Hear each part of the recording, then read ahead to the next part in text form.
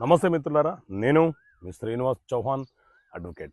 మిత్రులారా, check bounce కేసులు భార్య తరపున భర్త ఫైల్ చేయడానికి అవకాశం ఉంటుందా?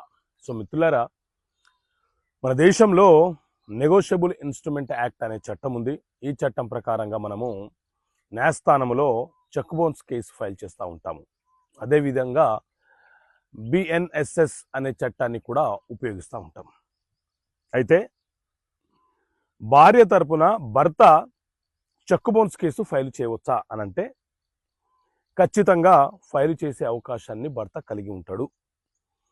భార్య కావచ్చు, తల్లిదండ్రులు కావచ్చు, కుమారుడు కావచ్చు, ఏ వ్యక్తి అయినా సరే అతను అనారోగ్యం రీత్యానో, లేకపోతే వయస్సు రీత్యానో, లేదా కొంత బిజీ కారణం వల్లనో న్యాయస్థానానికి హాజరు కాలేని పక్షంలో అతని తరపున అతను కేసు ఫైలు చేయడానికి, అలాగే వాయిదాలకు హాజరు కావడానికి ఎవరికైనా అతను తన బాధ్యతలను అప్పగించవచ్చు. దానినే జనరల్ పవర్ ఆఫ్ అటార్నీ అని పిలుస్తుంటాము. మనం ఎవరికైతే ఆ బాధ్యతలను అప్పగిస్తామో ఆ వ్యక్తులు మన తరపున కేసు ఫైలు చేస్తారు.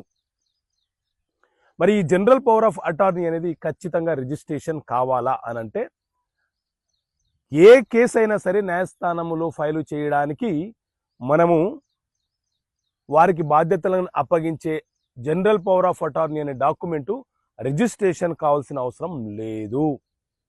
కానీ కేసు ఎవిడెన్స్ దశకు వచ్చినప్పుడు, అంటే సాక్ష్యం చెప్పే దశకు వచ్చినప్పుడు వాస్తవ కంప్లైనెంట్ ఎవరైతే ఉన్నారో అతను ఖచ్చితంగా న్యాయస్థానానికి హాజరు కావాలి. మిగతా సందర్భంలో మనం ఎవరికైతే జనరల్ పవర్ ఆఫ్ అటార్నీ ఇచ్చామో వాళ్ళు హాజరైతే చాలు. మరి మనం ఎంతమందికైనా జనరల్ పవర్ ఆఫ్ అటార్నీ ఇవ్వవచ్చా అనంటే, ఒక పని నిమిత్తము ఎవరికైతే ఇచ్చామో ఆ వ్యక్తికి మాత్రమే, అంటే ఆ ఒక్క వ్యక్తికి మాత్రమే ఇవ్వాలి.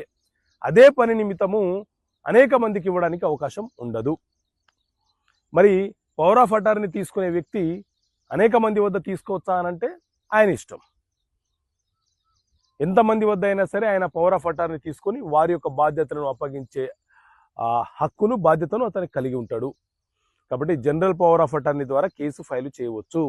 ఇది రిజిస్ట్రేషన్ కావాల్సిన డాక్యుమెంట్ కాదు. ఓకే మిత్రులారా, థ్యాంక్ యూ. జై హింద్.